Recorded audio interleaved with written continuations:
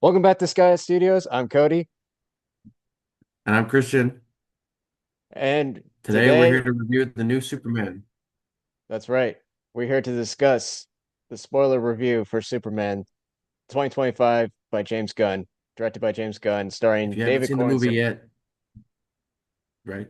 Yeah. If you haven't seen the movie yet, don't watch this video. Uh, please don't. Yeah. So, so let's start today by discussing David just Corenswet, and then I forget who else is in it. yeah, Rachel Brosnahan as Lois Lane, Nicholas Hoult as Lex Luthor. Let's discuss how do we feel about this movie? What are some of our feelings coming out of this movie, or our feelings like during this movie that made us feel like, okay, wow, this Right. is different than any other Superman movie that we've Overall, seen. the movie was really good. I expected nothing less from James Gunn. I've liked everything I've seen of his so far. All the Guardians are really good. Um, Even like Slither and like some of his other movies that he's done. He just has a real like you watch a James Gunn movie and you know it's a James Gunn movie. Um, You could definitely and see this movie that really in surprised there. me that the only casting that I wasn't sure about was Nicholas Hoult as Lex, and that's just because every other role I've seen him in has been like either more comedic or like he's been like a hero because he's in the X-Men movies. Um, and so like I wasn't sure how he would do as a villain, but I trusted James and he came through. And I thought Nicholas Hoult did a good job. He's the one who surprised me the most. Yeah, definitely. Like when I first heard about Nicholas Hoult as Lex Luthor, I thought that's actually some pretty good casting because I know that you've only seen him in the X-Men movies, and he was also in the movie Mad Max Fury Road, where that was one of the only times he shaved his head. But I think Nicholas Hoult is the kind of actor who is Oh yeah, like he had that like small part. His face was silver. Yeah, yeah, like he had that he's more like a chameleon actor. Like he could just adapt any role that he takes. yeah, And clearly, yeah. yeah, and like I thought he was great in Renfield, even though not a lot of people like that movie that much. I Uh want to see that mostly for Cage, but I'm yeah, glad that Holt's in it. Yeah, yeah. I thought he was great in Warm Bodies.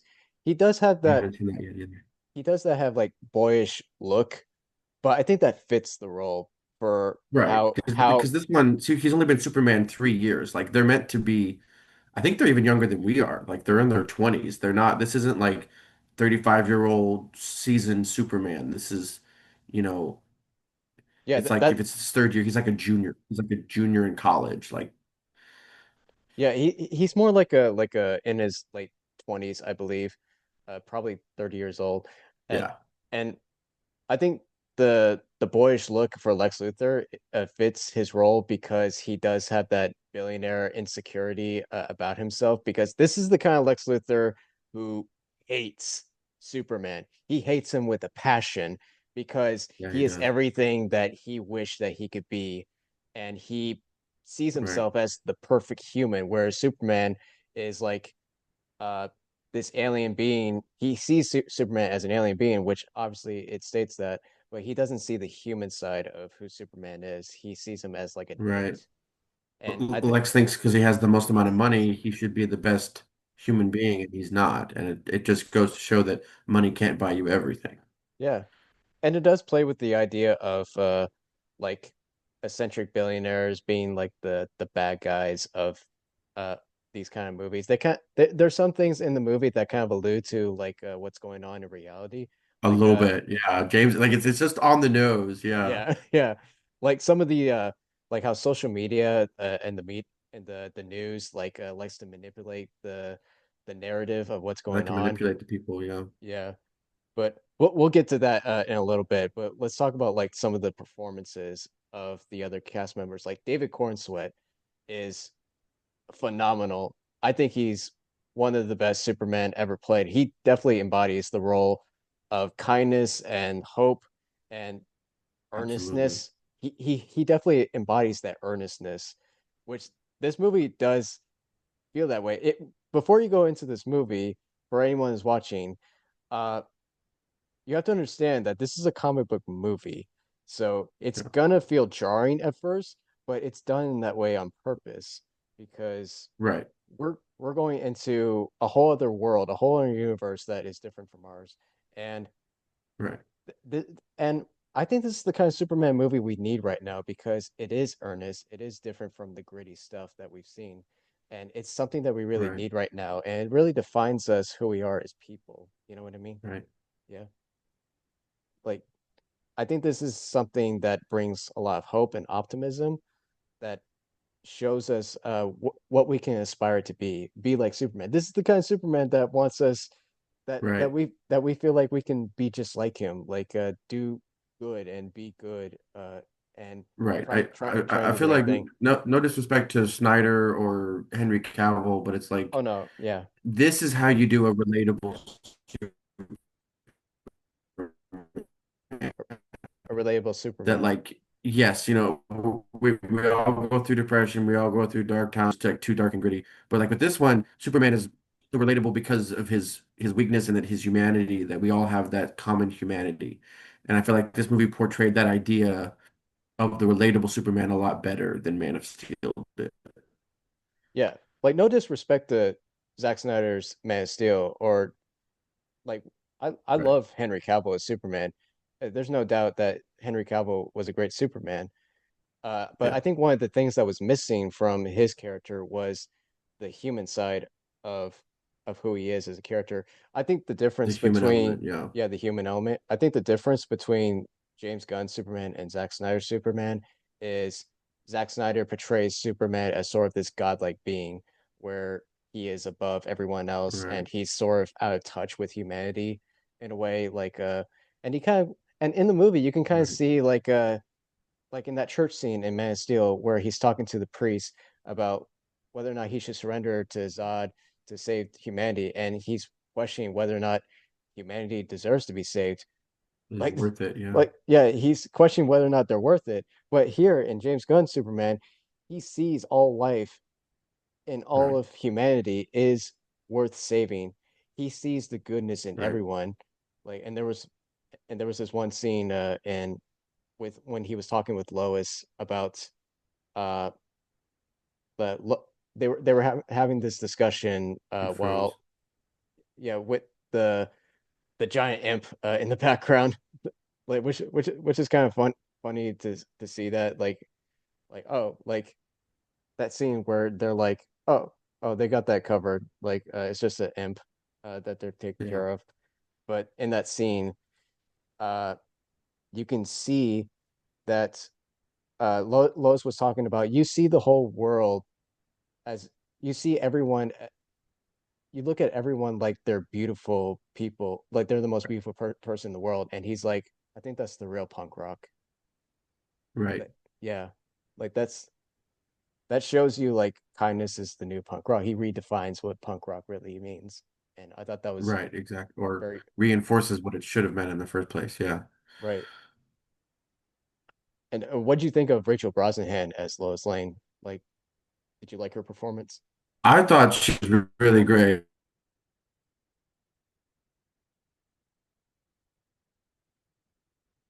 Done a couple TV shows that I haven't seen yet, but I really saw that with James Gunn doing interviews that he wasn't just hiring Lois and Clark. Like he was trying to cast Clois. He wanted to cast them as a couple. And I feel like the chemistry, how Rachel and David played off each other was really good because that's really important to their character. That it's like, yes, we're talking about Superman's love of like all of humanity, and that is definitely part of his character. But his love for Lois has to also be genuine. Like he doesn't fake anything. Like Superman is the genuine article. Yeah, I agree that I think that was like the test screening was the interview scene. I think that was the test screen that they were going for was the Chloe scene. Right. And they tried multiple different actors until they found David and Rachel having that chemistry that they were looking Right. for. Exactly. Yeah. Yeah. And I thought their interview scene plays off with how we can look at things in different perspectives. Like Right. we can see both of Lois and Clark's perspectives in that moment. Like like Clark, Right. uh, he sees And things. neither is necessarily wrong. Like they're just sometimes this is how the world is. Yeah, it is just how the world is. like Clark sees things like life is all value. Like we have to save people. People were going to die. Uh and Right. like when you see that when you see all those civilians in the Janipur in that final battle, you can see that not a lot of them have weapons against an entire army in Moravia. Uh, Right. so you can understand from his perspective that that is that is what he's talking about. Like people were going to die, and Mm. but from Lois' perspective, she's all about truth. Like, okay, I can see how she's like, okay, I can see how that is, but there are some consequences to your actions that could lead to more death. And she's a little bit more cynical in that way.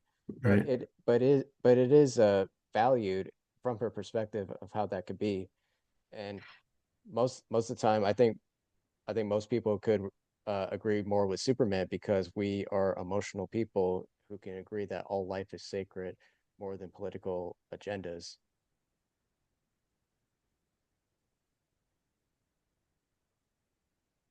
Yeah, Right. And we wish that life could be as black and white as that these are good people and these are bad people, but life itself and people are more nuanced than that, that there's more than one side to an issue. yeah, there is more than one site, and I th I think and also that scene not only it talks about political differences, but it also talks about where they're at in their relationship as well. Because James Gunn, Right. The parallels there for sure. Yeah. yeah, the parallel was there because he was talking about how uh there was always different parts in where they've explored Lois and Clark's relationship. Sometimes, like in the Christopher Reeve movies, they go to where they first meet each other and fall in love, and shows like Superman and Lois is when they're after married. But here in this movie, this is 3 months into the relationship, and this is where the heated stuff. That's where the heated stuff gets Right. into the relationship, where they start to get triggered by each other's differences between each other. And Lois is kind of like uh, iffy on whether or not this is going to work. And Clark is all about he's deeply in love with this woman and he wants to make this work. And that's kind of where they're at in the relationship when we first meet them.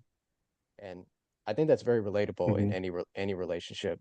Sometimes you have to like Right. the honeymoon is over, but you gotta get through all that and get to some of the heated discussions, and you kind of have to get into those trigger Right. moments to find that That's how you know foundation. where the real love is. You can do the compromise and communicate and move past that. Yeah.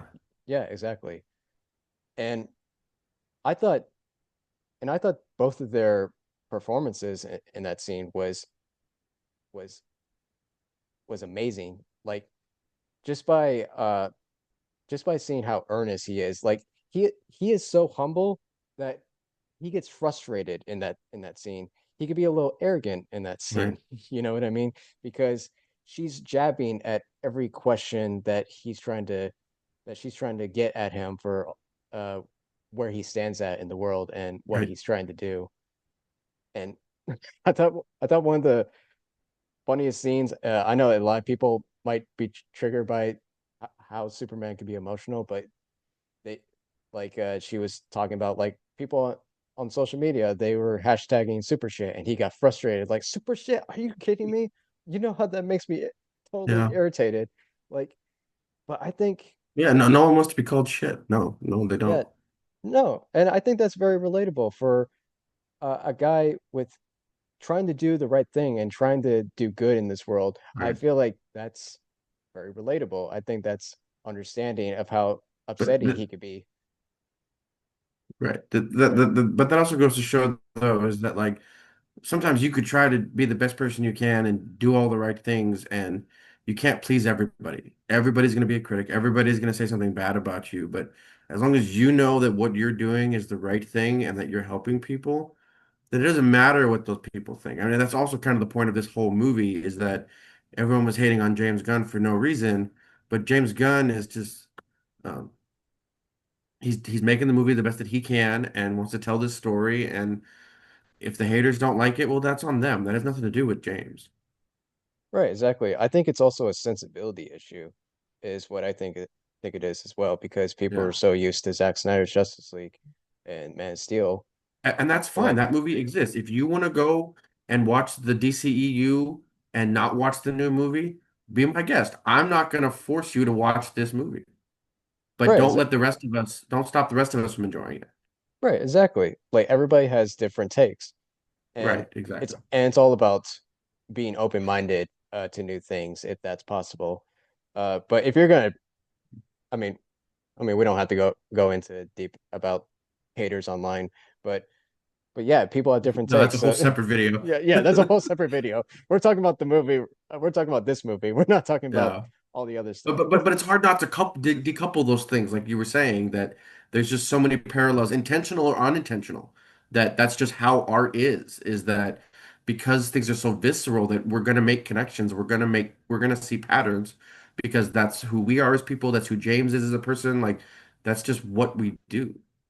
Yeah, and I think James intentionally made this movie a trigger point for a lot of people because Right. a lot of Because comic book. that's what he does. All his movies, there's a wrinkle in it. It's never like 100% the pristine, perfect, whatever it is, because that's not who James Gunn is. I would rather have this movie that reflects James Gunn than have a pristine, polished version of Superman that's sanitized and nobody likes. Like, I never would have expected to see Guy Gardner in a Superman movie, but it's like Guy Gardner, like he swears he's almost like Deadpool. Like well, they didn't have Ryan Reynolds as Green Lantern, but it was almost like that same type of energy where he just doesn't give a shit. Like, but that's what makes this movie a James Gunn movie and not somebody else. Yeah, and it makes you think about what about the normies who go in and see this movie? Are they going to question whether or not we should know these characters? And I think it's pretty straight on the nose uh, who these characters are as soon as you see them. I know comic book fans would tell you like, Right. oh, that's Guy Gardner. He was like probably the third Green Lantern in the roster, the third human Green Lantern. There's Hawkgirl, there's Mr. Terrific, and well, the I think the opening, scroll that he created, which is inspired by Star Wars, I think that says Hmm. everything about what we're getting into this movie because Oh yeah, James wears his influences on his sleeve too. Like he's honest and open about that. Um, I do feel like though you mentioned Hawk Girls, like I feel like Guy Gardner and Mr. Terrific, they got a lot of screen time. Like Guy Gardner is just like the leader of the group, and then Mr. Terrific helped out when they were in the Pocket universe. But I feel like Hawk Girl, yeah, I feel like she didn't do not a whole not lot. She was hot just kind girl. of there. So hopefully they explore more of that at some point. Yeah, Yeah, Hawk Girl. yeah, Um, not hot I feel girl. like yeah, not that she did a bad job. No disrespect to the actress. I just feel like her role wasn't as fleshed out as everybody else's. I think one of my criticism, I think at least one criticism I have about this movie is I feel like Yeah, there were some scenes that could have been longer, more fleshed out. Like maybe. Yeah. we could have had more scenes with Ma and Pa Kent, or some more scenes with Yes, his parents. yes, Well, because this wasn't an origin movie, so like I kind of understand that because like I'm glad that because we're in the era of all superhero movies, not just DC, but like Marvel is like they've gotten over the origin story. So like I get like the first 10 years of Marvel, everything was an origin story because not everyone read comic books or not everyone knew about this. Like it made sense to do that. But now that we're, 10, 20 years in from all these superhero movies, like we kind of get what the origins are. And so this movie, even though it's the first one in the DCU, it's not an origin story. We don't see the blowing up of Krypton. We don't see how he came in a ship. Like I get why the Kents weren't in here because it's not an origin story. It's not about Smallville. But I do think that maybe they could have had a little bit more and to see you can see the clear contrast between his Kryptonian parents and his Kansas parents.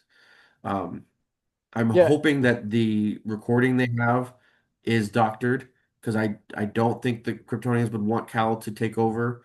Um, but James has said himself that he doesn't know if he's going to revisit that. So we may never get more information on that. I don't know. I just watched the latest interview with James Gunn, and Yeah. he said, why does everyone think not why does everyone think that it's not real? Which he said that Lex Luthor confirmed Everyone's it. so used to plot twists now. Yeah, So, he said that Lex Luthor confirmed that it was real. He said Mr. Terrific confirmed it was real, and they're like the smartest people in the whole world. And they said that their linguistics people can confirm that the message was real. But I think even though the message was yeah. real, uh, I don't know how James Gunn is going to play this out. But if But it that, like I said, it's consistent with the point of this movie that James Gunn is bringing in the human element of Superman. He's bringing in the fact that he is more relatable, that yes, he has all these, he's not, yeah, he's different than us, but he's still one of us. right, exactly. I think yeah, and I think that's the important message to come off from is uh being able to reconcile your Kryptonian heritage, but also to follow in your human upbringing. And I think that scene with Pa Right, Kent was essential because he's about uh you're not defined by what your birth parents say. You are because right, you believed in what you think they said, says everything about right, yourself. Your choices, your actions right. make you who you are. And I think that It, says it, it everything. was his your great power comes great responsibility moment. Like and that's true for like for all of us. Like it doesn't matter where we come from. It's what we do with our lives that's important. Yeah, and that really defines who Superman is. It's he may have the powers from Krypton, but what made him Superman is his human upbringing with his adopted parents. Right, His right. adopted And parents, his eh, heart.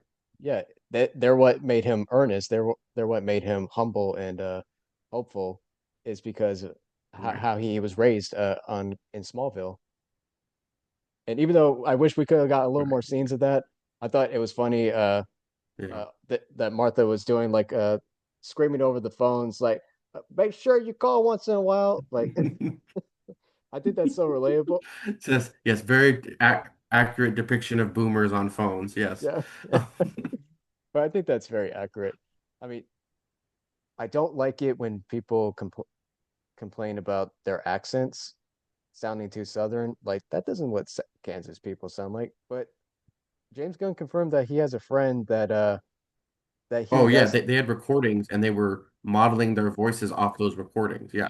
yeah, from his friend's parents who are from Kansas, or in that Midwestern area, and that's how the actors Right. adapted their accents. So I don't think their accents were bad. I think it was pretty accurate to the point of this is a just local farmers.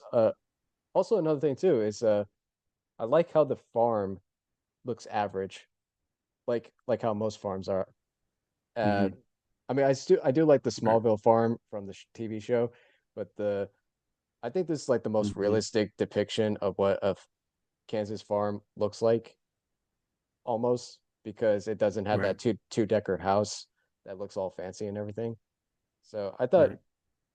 yeah, I think there are some areas in this movie that even though it exists in a comic book world, there are some moments where, okay, that's very realistic. I like that.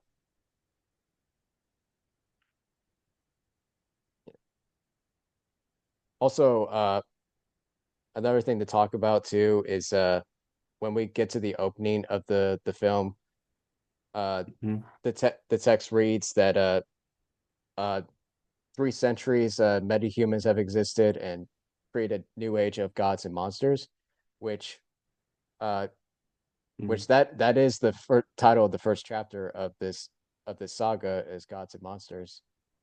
So we're rushing into an age where metahumans and superheroes already exist in this world. So that's why you have Guy Gardner, you got the whole Justice Gang, and Hmm. uh, you know that Batman already exists in this world, and Yeah. yeah, and he already has the Bat family, and Wonder Woman has probably still been around even longer than 300 years, and Right. like I think this movie, even though it's not perfect, it's still wonderful. But I think the best Right. part about this movie is it lays the foundation of this new universe. Like Absolutely. it lays out everything that you want to see. Like I want to see a Mr. Terrific spinoff. show. I want to see a Daily Planet show with Jimmy That Olsen would be cool. and the rest of the gang. Yeah, because there's so many different areas that you could play around with. Like Christian and I, you and I talked about uh wanting to do a Daily Planet show in the same style as The Office. Like I thought Jimmy Olsen's scenes were amazing in those scenes because that's the most of Yes, Jimmy. he was hilarious. He's come a long way from Night at the Museum. Oh yeah, he played Ben Stiller's son in that third movie. Nikki. Yeah, Nicky. Yeah. I mean, he got recasted, but he was still good in that role. And Yeah, no, but yeah, he didn't do a bad job. I'm just saying he's grown a long way. Like, I don't think he ever expected when he was in Night at the Museum 3 that, yes, I'm sure meeting Ben Stiller is still pretty cool, but I don't think he ever would have thought that he's going to be in a Superman movie. Like, who thinks that, you know? yeah, I thought one of the funniest running gags in the movie was Jimmy has Riz. Like he has so Oh much my God. Riz. Yes, All those women. Jimmy also has the most riz in the whole movie. Good Yeah, job. yeah. Like all these women are so attracted to him. Like what the heck is going on? Yeah. Well, it's like Who Framed Roger Rabbit. I'm sure he makes them laugh, and that's exactly what happens. Or he's Superman's pal. Like that's how he. Yep. That's how. Well, maybe he uses the fact that he knows Superman to get laid. I don't know. I don't know. Maybe he has something else. There's something else that he has Riz Yeah, over. But yeah. I think that was funny. When Lois was like, "How do you do it, Jimmy?" Like, and she was like, "Oh, your hot ex girlfriend is a genius," and he was like, "What?" Like, I noticed He that. doesn't even know. Yeah. Yeah, but we gotta talk about Eve Tessmacher in this movie. She plays Lex Luthor's girlfriend, and Yes. when I saw the trailers, I thought, "Oh, good lord! Like, this is a woman taking selfies. Is this gonna be Yeah, I cheesy?" know. When we watched the movie, the first 15 minutes, there was this blonde girl, and I'm just like, I get that Lex like has all the money and he can have any woman he wants, that I didn't want this selfie taking girl to be like all a part of the movie, and like she still was because like she helped Jimmy out, but it was almost like she had a little bit of an arc where she was a ditzy airhead and then she became an asset. So like I'm glad that her arc did that, that she wasn't just annoying the whole movie. Yeah, she actually served a purpose in the story. She was the one who helped Exactly. take down Lex Luthor, and I thought that was a good plot twist, a good plot device that they used Right. to break down Lex Luthor's Exactly. public image, and the fact that she also had a Yeah. previous relationship with Jimmy. I thought, like, I love that we're seeing more of Jimmy this time around than we ever had before because it feels like it's been a long Yes. time since we've had Jimmy Olsen around. And Skylar Yeah. Gisonda, I don't think yeah, he did a great job in the movie. I don't know how to pronounce his name because I know Jimmy was in the original Christopher Reeves. He was in Supergirl. Was there a Jimmy Olsen in Man of Steel? I don't remember if there was. In Batman vs Superman, the Ultimate Edition, he Yeah. was with Lois in the Sahara, but he was immediately killed off. Uh, Right. Like it was like just a cameo. It's like, yeah, yeah. yeah, he was like a secret CIA agent, and then Hmm. they immediately kill him. That was it. It's like seriously, Speaking of characters with no screen time, this is the first time I think that Crypto has been on the silver screen. yes, Crypto was fantastic. yes. Crypto is one of my favorite highlights about this movie, and I think for a lot of us, we thought, wait, Crypto? James Gunn is putting Crypto in this movie? And I think for some people, they're like, oh, good Lord, this is going to be cheesy. But It was then gonna be goofy. And it's like good. it kind of was, but it's like there's it was like this line between too goofy and funny because like Guardians of the Galaxy are funny, but like Yes, I feel like people thought that Crypto, because he was a dog, it was gonna be goofy, it was gonna be too childish, and I feel like this movie rolled the line really well. That yes, Crypto was there, but it wasn't a kids movie. right. Well, it is, it's not so much of a It's a kid's family movie, movie. but It's not goofy. yeah, it's not so much of a kid's movie, but more of a family movie so that everyone can go see it. And I Right, thought exactly. Crypto was very appealing to a lot of people. Right. Like, it would have been too goofy if he was talking.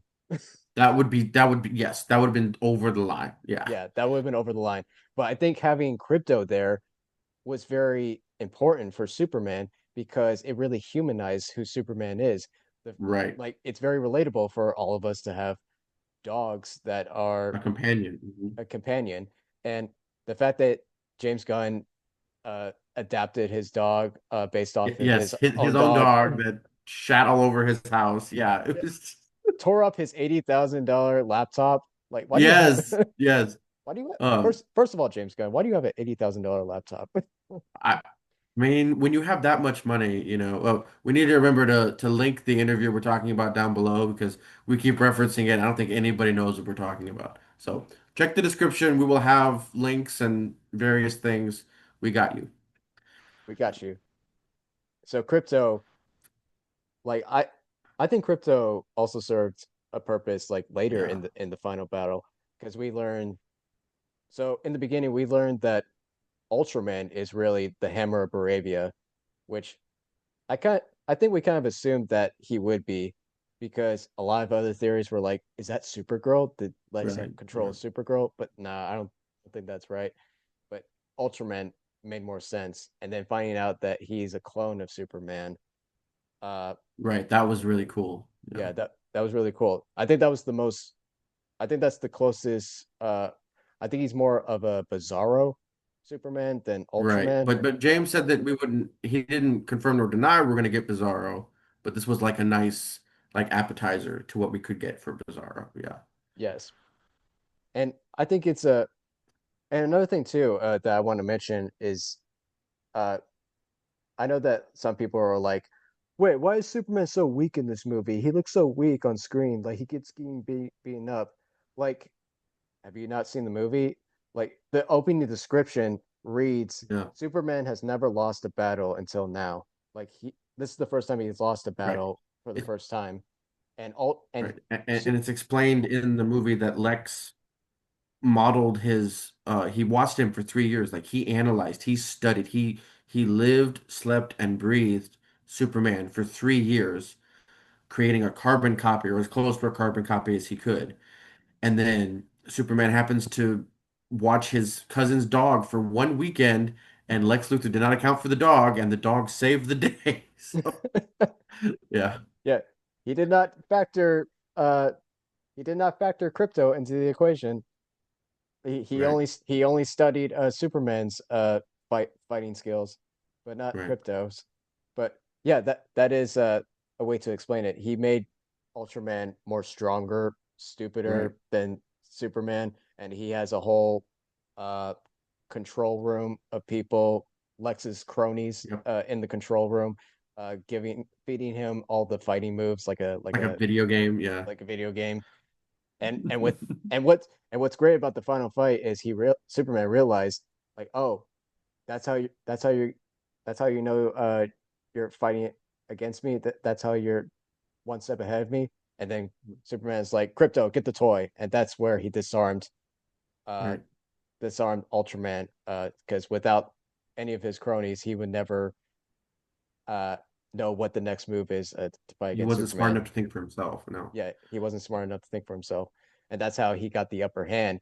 And then seeing him going up against the Raptor army, like in the Matrix, the way how he fights them all, like I thought was one of the best Yeah, moments. that I scene was thought, cool. Yeah. yeah, that scene was cool. Like the 360 laser vision was so epic.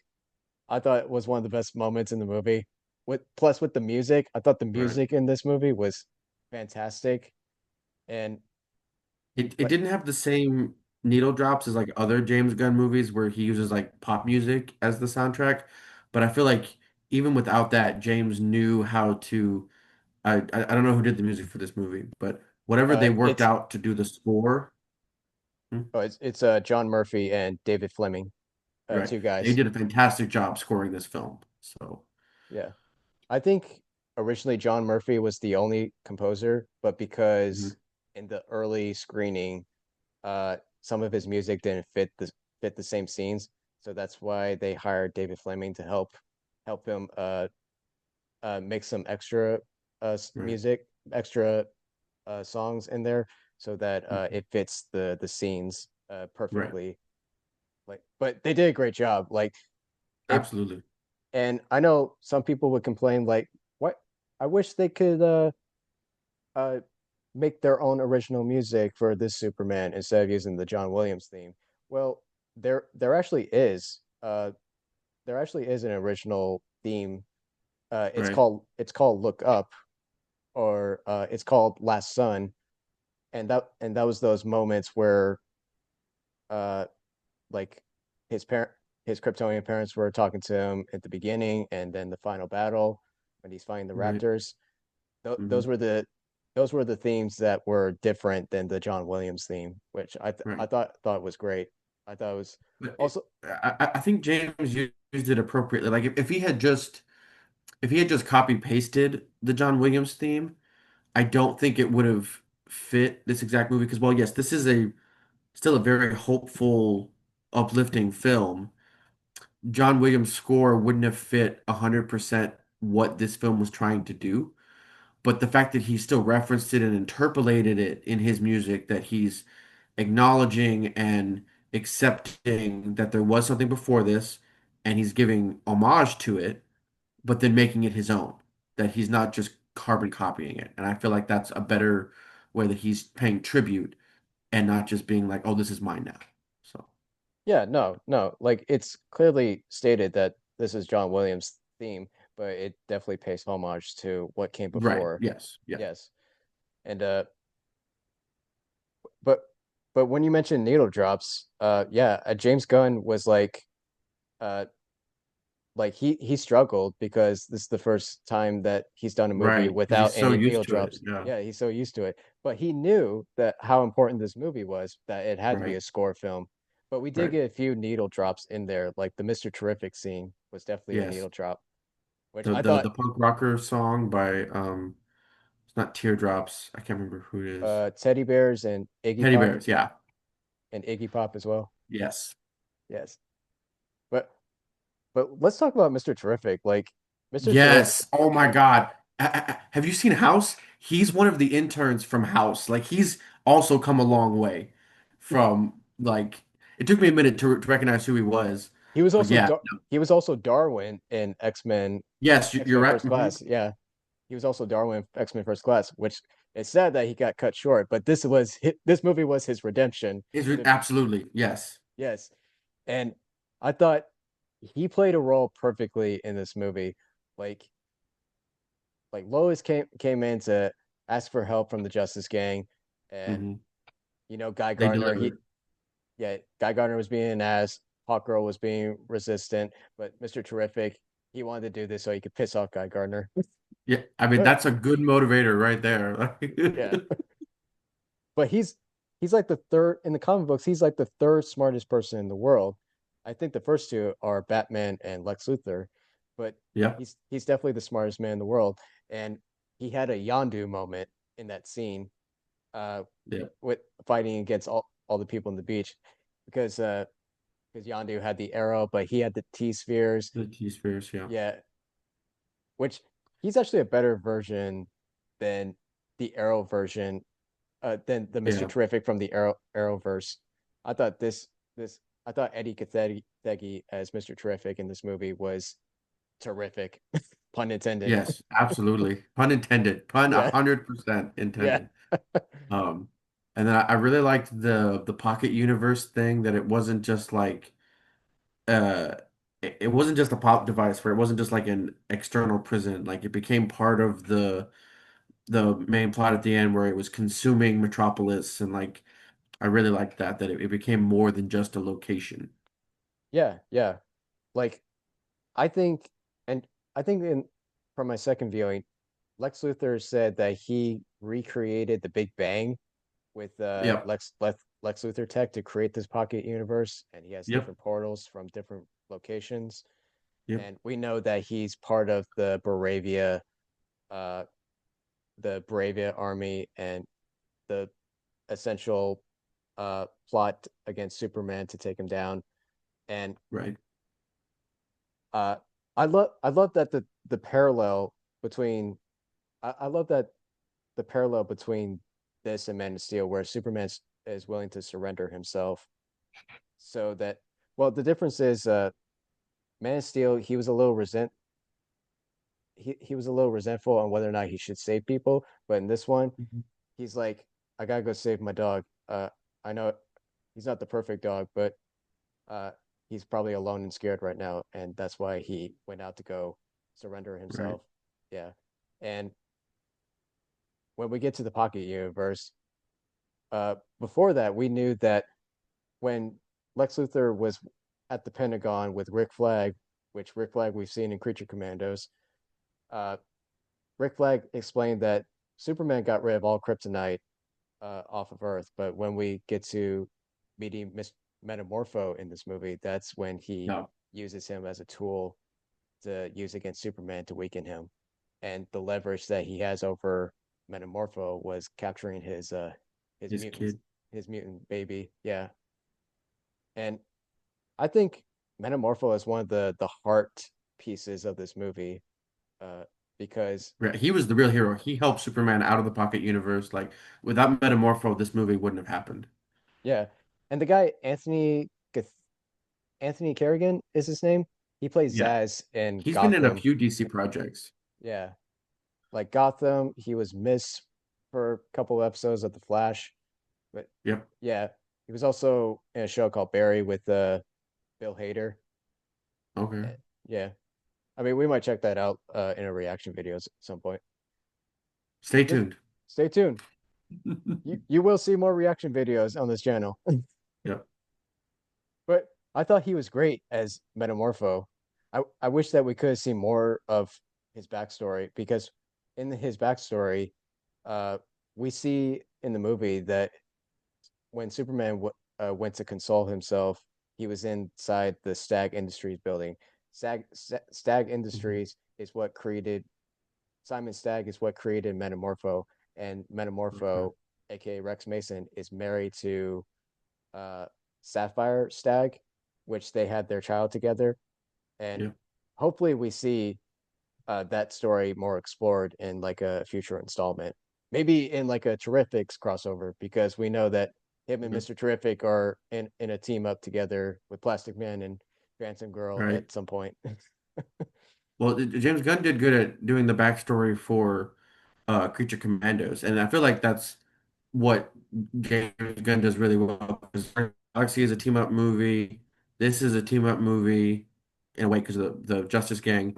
That like if he were to do a Terrifics, he could do the backstory for each of those people while still making sense with the main story. Yeah. Um, I mean, but that really shows how James Gunn like he uh overall Superman is about love and family, and so like these are like some of them are chosen families, but this movie really shows the relationships that between Lois and Clark, between Jimmy and Eve, and then like Metamorpho and his son. Like that's just all of that. Lex Luthor doesn't have any of that. Luthor doesn't have any relationships. He's by himself, you know? Like it's all very superficial. So I'm glad that that part of Superman's personality came out, that relationship is a big part of this movie. yeah, and it also comes to the conflicting moment in the movie was when the message from his birth parents, Jarrell and Right. Lara. I mean, that is the most controversial scene for most people because people who grew up with the lore are conflicted with that, but it does serve a purpose to who Superman becomes, which we talked His about. relationship with his earthly parents, that relationship, because he, even though he watched their video, he never had a relationship with his Kryptonian parents. He had a relationship with Mom and Pa Kent, and that's what he's emphasizing. Yeah. I think at the beginning of the movie, it kind of shows uh it's start to finish. We see him at the Fortress of Solitude, Right? where at first he's listening to the recording of his Kryptonian parents, but by the end of it, he's accepted his His earthly childhood, customs, yeah. his childhood, and he's watching home family videos of his Right. parents when he was young.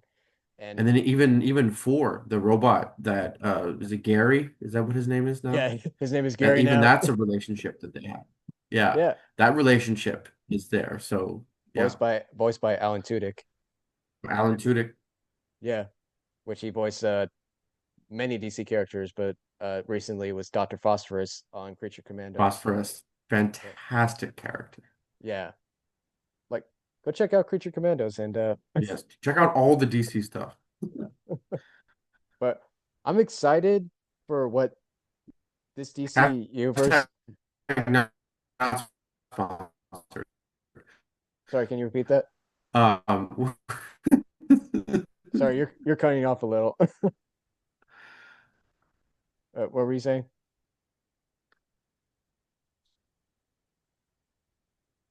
I was just saying hashtag not sponsored that we're promoting DC, but nobody's paying us to do that. Oh, yeah.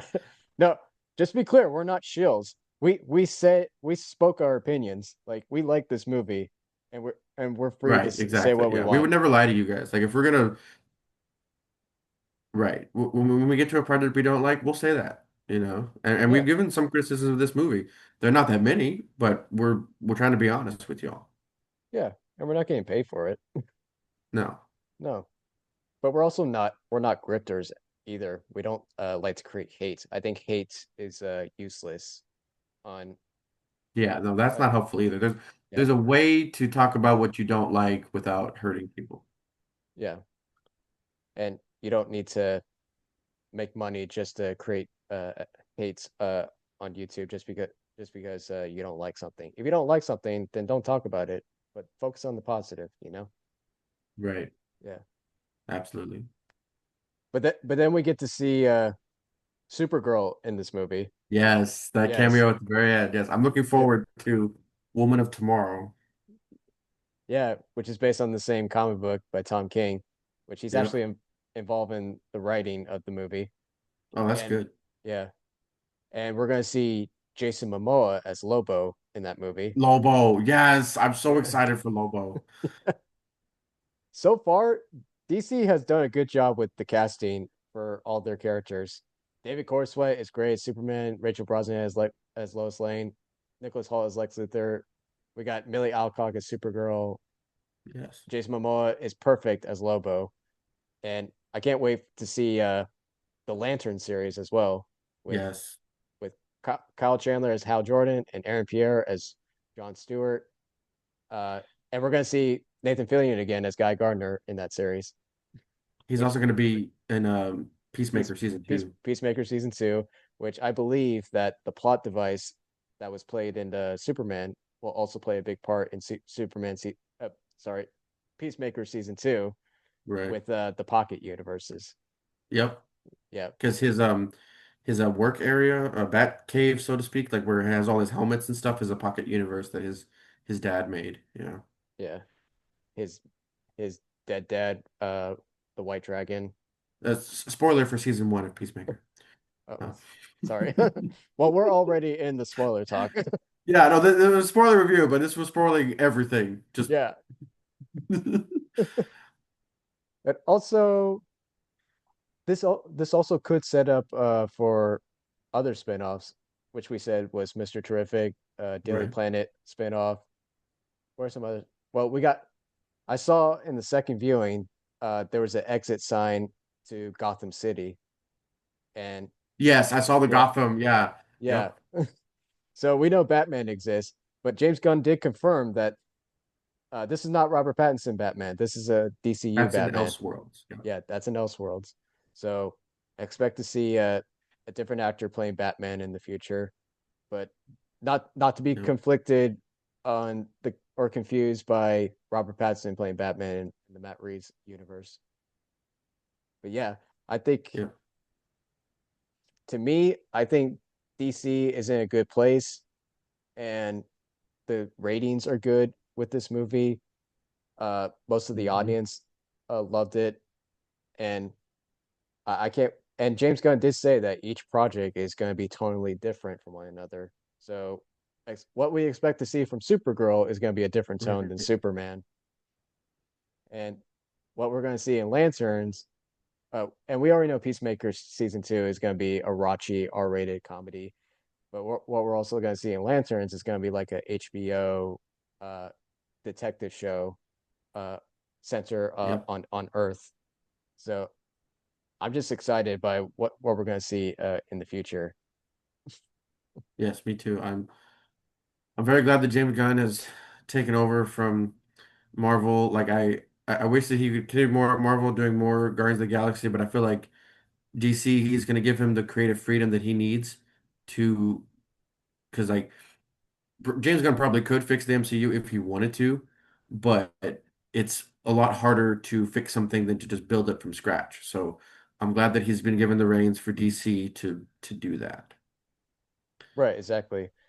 And I also like his take on DC being an alternate history, an alternate world, Right, because the difference between DC and Marvel is Marvel feels like their characters are in this world, right, like in New York City, and there's never a guy with an identity until Spider-Man showed up. And but with this DC universe, heroes, metahumans have already existed for 300 years. We have other cities like Gotham, Mhm. Metropolis, Star City, Central City, Bloodhaven, etc. National City. National City. If they do a Supergirl thing with her, but I think the Supergirl movie will be in space. Uh, but Nice. yeah, uh, but I like that there's like a world building in this Yes, universe, and we kind of see yep, that already in Creature Commandos and Superman, where there's already a history there, and it's already showing and it's building up. Yeah, right. right? And I'm glad that James really cares about the continuity of his characters because like we get Rick Flag Sr. Rick Flag Sr. was Frank Grillo in Creature Commandos, and then we see Frank Grillo in this movie. So I'm glad that he's doing that. That it's not because it's always confusing when it's supposed to be the same character, but they look different or sound different. And how is the audience supposed to know? You know? Yeah, I think I think Frank Grillo explained that the reason why he doesn't have the white hair is because he was already filming another show, Tulsa Kings, and uh, I think in universe he would explain like in Peacemaker season two. I think he would explain like Yeah. he dyed his hair because it fits his ego. Uh, Yeah, I was gonna say because yeah, the first one he's in the field. He's going to it's not Romania, but wherever the princess is from. But yeah, then like in this movie, he's on the council with the other people that he wants to be more presentable. So mhm, yeah. And he's definitely going to be playing a big part in Peacemaker because if you've seen the Suicide Squad, you know that he feels yeah. Rick Flag Sr. is the father of Rick Flag Jr., who was killed by Peacemaker. Go watch The Suicide Squad with the article. Spoiler alert for The Suicide Squad. Yeah. Uh, But I will also say that James Gunn said that while season one of Peacemaker is canon, except for the last scene the with very last scene, yeah. the Justice League, he did say that for the Suicide Squad, it can only be loosely canon if if it's reference or mention, like Corto Maltese was mentioned in Creature Commandos, the death of Right. Rick Flag Jr. Well, and Weasel showed up back up. But I think stuff like with casting, like who knows if Margot Robbie is coming back as Harley Quinn. Uh, he right. he debunked it. Uh, Bloodsport shooting Superman with the kryptonite bullet, like that's not canon. Uh, so because it would make sense because in Superman he lost a fight until he fought Ultraman secretly as the Hammer of Bravia.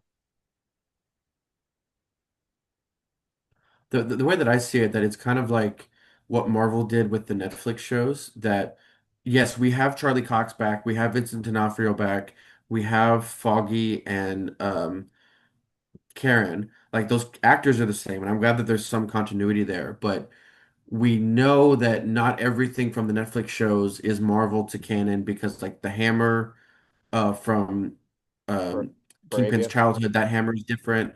Oh, You know, there's other things that like so it's good to watch the Suicide Squad and Creature Commandos and Peacemaker to get more context, but just because it contradicts a little bit, you know, going forward, the continuity should make sense.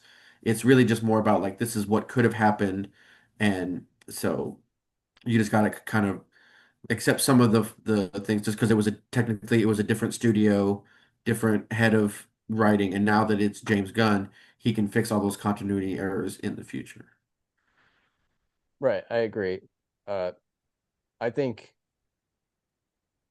yeah, I think it's more like a loose memory in a way. Right, Like, exactly. Yeah, yeah, that's a good way to put it. yeah. I think that's how he described it as like a loose memory. So I think, I mean, if you want to watch the Suicide Squad just to understand what happened, uh, Right, the I think, context. Yeah, yeah, the context. I think James Gunn is like, okay, go ahead and right away. The, but the true beginning is Superman, and Creature right, Commandos is like a like kind of where we're already like an appetizer of where we're starting off.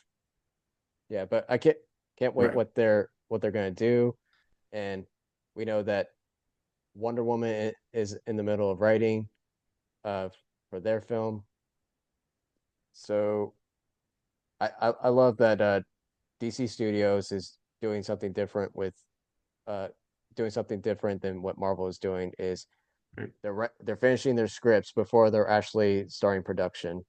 And I think Yes, that's the most important thing in Hollywood should do and follow that example right. because Because just because you have the money to do the reshoots doesn't necessarily mean it's going to work. And it's like I love James's stance that like he would rather tell a good story out of order than try to tell a bad story in order. Um, because I feel like we deserve to have good quality because the the sum of the total should be better than its parts. But if your parts are bad, then you're not going to have a good sum.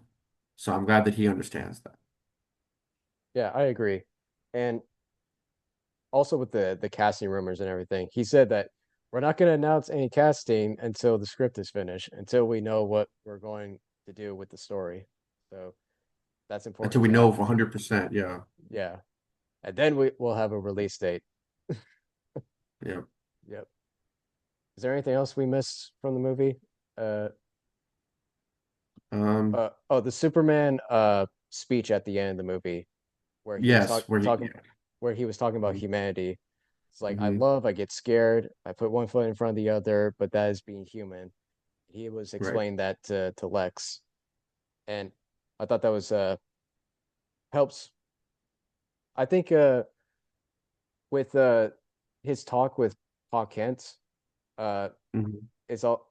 I feel like he needed that from a logical standpoint, but from an emotional standpoint, he needed to say all that to Lex in that moment because he needs he needs to be emotionally stable with himself to be able to Right. say stuff like that, and then he would know where his place is at emotionally and where he Right. stands by.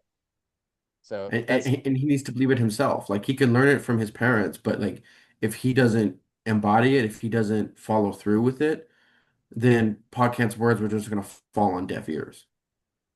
yeah. Also love that moment where when Lex was giving a speech back at him, it's And the like dog. yeah, and then Crypto came in. It's like, did that remind you Save the of day again. did that remind you of Hulk smashing Loki in that moment? Yes, that was an excellent callback. Yes. Yeah. And I feel like uh it might seem goofy to some people, but you have to understand that Lex Luthor kidnapped this dog. He tortured him, so Crypto has every right to get back at Lex in that moment. Oh, absolutely. Yeah. Yeah. And I actually heard that they cut a scene out of the movie where Ultraman was punching Crypto. They cut that scene Mhm. out. Yeah, that would have made a lot of people mad. Yeah, I heard it did make people mad in the first screening because nobody's gonna like that. Nobody's gonna like it when you punch a Well, dog. it's like you watch like any horror film, like you watch any horror film, like 10 people die, nobody cares. Dog dies, we riot. Like it's Yeah, just that's how much we love our dogs. yeah. I got a dog. I got a dog over here who looks kind of like Crypto. Yeah, Yeah, yeah, it would make me mad if they show a scene like that. And also, exactly. And maybe that was kind of the point. But I think the reason why, because it's the same thing why they deleted in Back to the Future. So there's a scene in Back to the Future where we see Mad Dog Tannen kill the sheriff, the principal's like great grandfather, whoever Oh it is, yeah. right? But they cut that scene because if they show him killing somebody, yes, we could probably surmise that he killed people given the time period it depicts, but we never saw those deaths. But when we see him do that, we would want Marty to kill Mad Dog Tannen, and that's against Marty's character. So with this Uh movie, if we had Ultraman or whoever torturing, like if we saw them torturing Crypto, we would want Superman to kill them, and that's not who this character is. He's not Henry Cavill Superman. This is a yeah, different version of Superman that doesn't kill people. right. Also, we didn't talk about the engineer in this movie. No, we completely forgot about her. The micro Yeah, the whatever it is, her body transforming was really cool. yeah, her nanotechnology that she transformed. Nanotechnology. Yeah.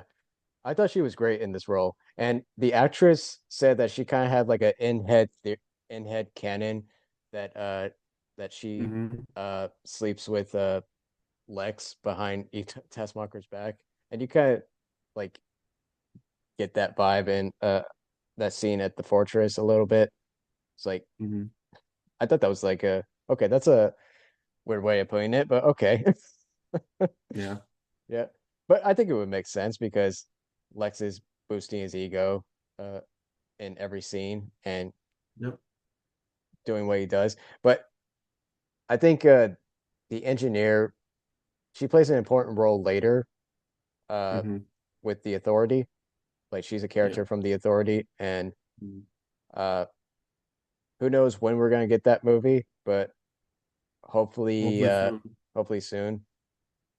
And we know that James Gunn has a secret project involving Superman. And if I Right. have to guess, it could be either well he debunked it from being Batman a Batman Superman project, but Yeah, world's finest. No. yeah, Yeah. World's Finest no, which might come later, Yeah. but there might be two theories. One could be a Superman Supergirl project with Hmm. Brainiac, That'd be or cool. the other one could be the Authority movie, but they call it Superman versus the Authority. Yeah. And that could be the live action version of Superman versus the Elite. The elite. Wh- Yeah. Yeah, which I think that's what they originally were going to go for in the comic books. Was using the Authority, but instead they decided to use the Elite uh, Right. as part of their like rebellious, self-acclaimed team of heroes who kill Hmm. by any means necessary. But Superman is against that because he represents all life, and I think Right. that would be a great movie to have.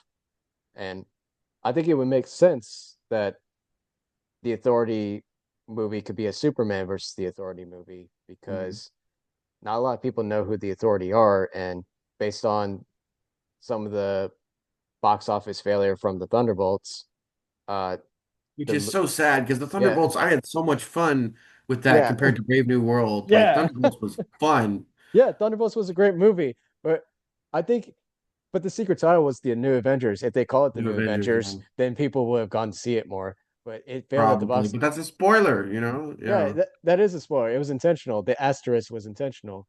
But Yeah. yeah, but I think if you have a character like Superman who's so powerful in the Authority movie, people will then want to go see it.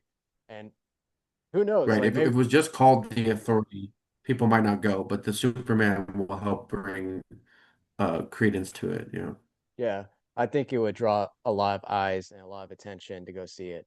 And you could call it like the live action version of Superman versus the Elite because uh like if you want to go check it out on YouTube. It's free right now. Like I think it's a great story Oh, on right. where Superman stands at in the world where these heroes are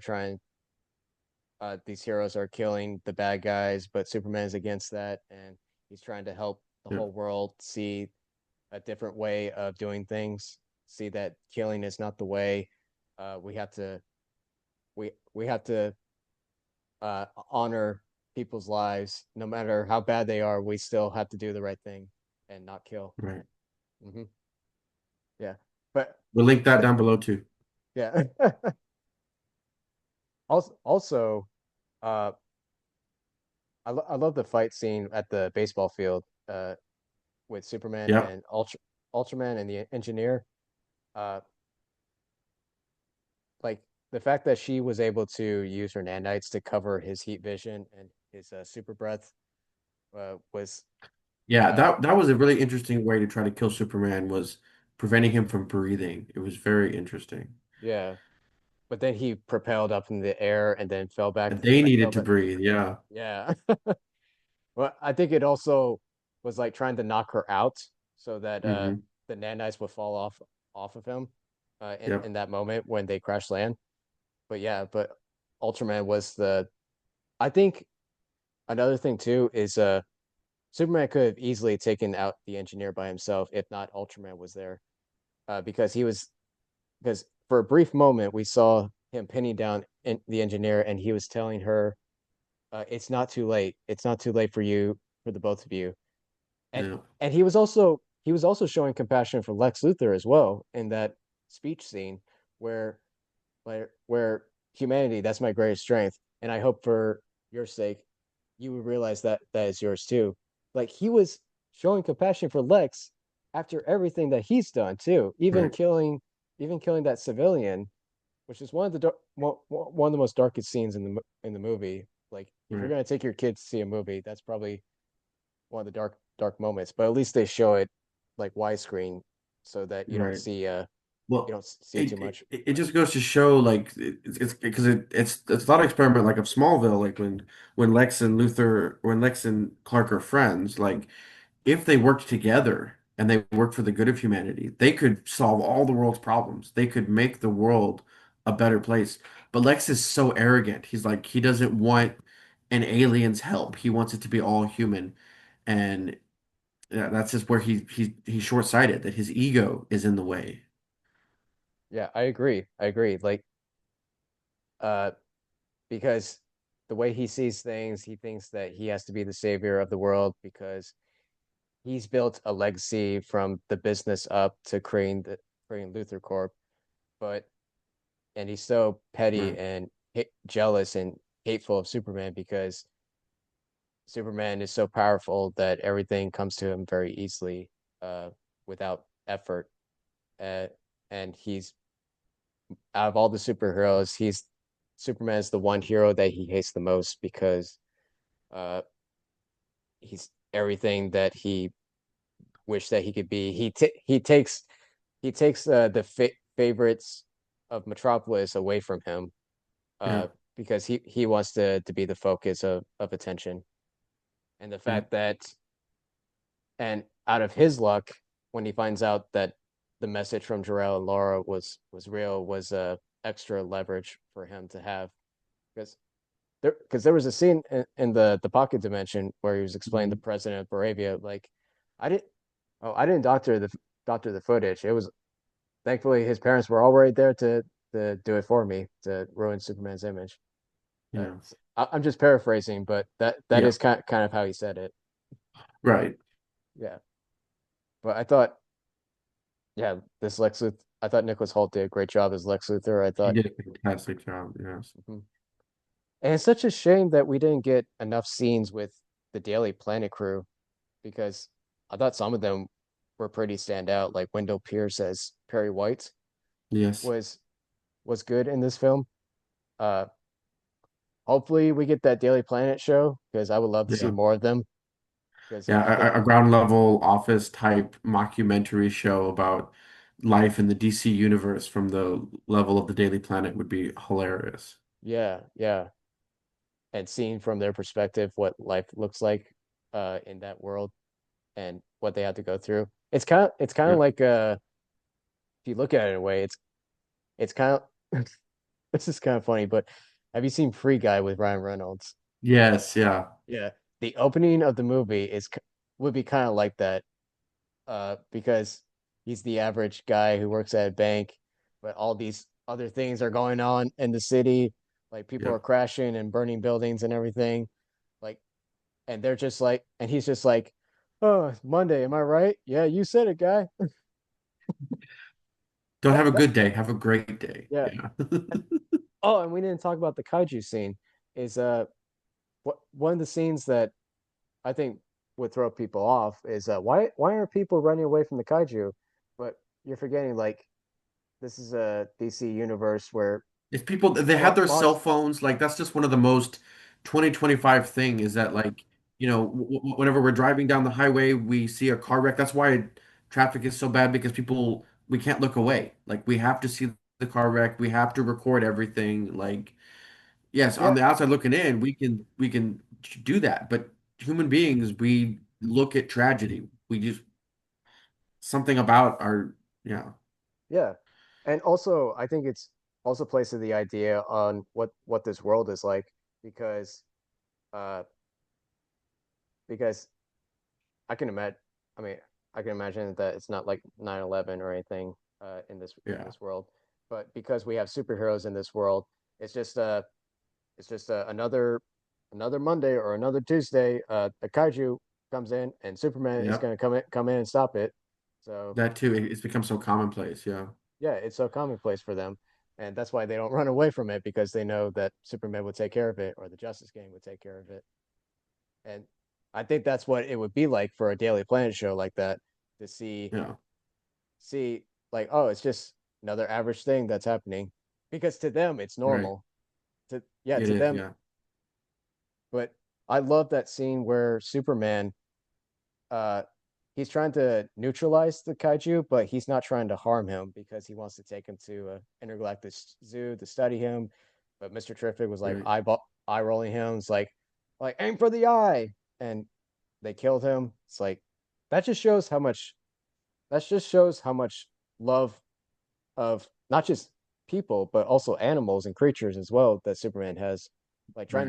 trying Yeah, to save he the saved that dog. squirrel. Yeah, Yes, he saved the squirrel. Like I love that. Like it might be one of the campiest things, but I think it's shows you just how compassionate he is, right. and Exactly. and he just wants to do good in the world. And I think we should aspire to be like him. That's why I think this movie is what we need right Right, now because we need to show a little more kindness and a little more compassion to people. Like kindness is the new right. It's punk a good rock. example. Absolutely. Yeah. Amen, man. Is that everything? I think so. We covered a whole lot of stuff. Oh, what about Um, the post credit scenes? Uh, uh, there oh was yeah, when the buildings didn't line up. Yeah, that was yeah, hilarious.